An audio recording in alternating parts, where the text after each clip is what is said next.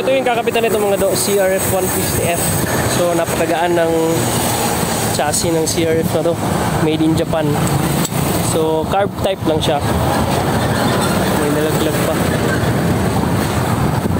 So Honda CRF 150F mga do. Ito yung cam na standard, tas nire-grind natin para sa Honda CRF Enduro bike. So ito yung motor mga do.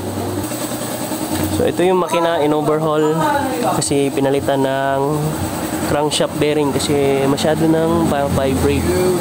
Yes, ito yung piston niya, 63mm na pitch bike. So luma na daw yan mga do. So papalitan ng bago. Didiskartihan yung clutch damper. And papanda rin natin. So papanda rin na namin yung 63 na block ng CRF F na 150 made in Japan.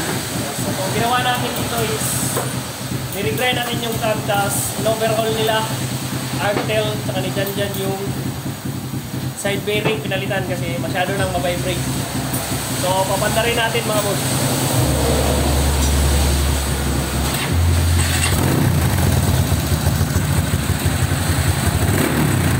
So 2008 model, napakalayo ng timbang ng CRF 150L natin.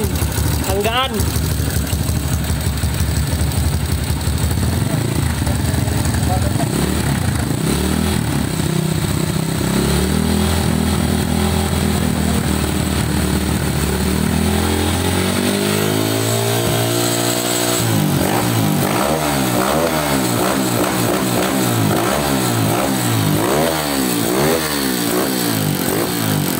So yung carburetor niya is pitch bike, round type.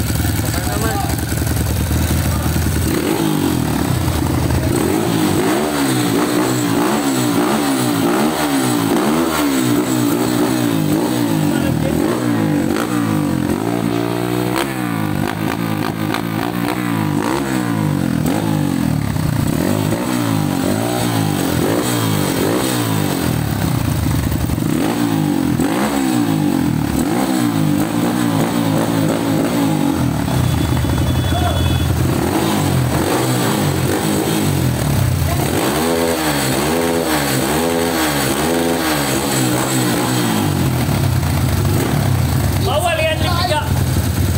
Baka mag-valve flow.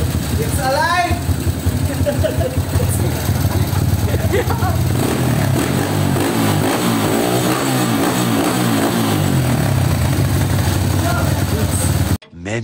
Many minutes later.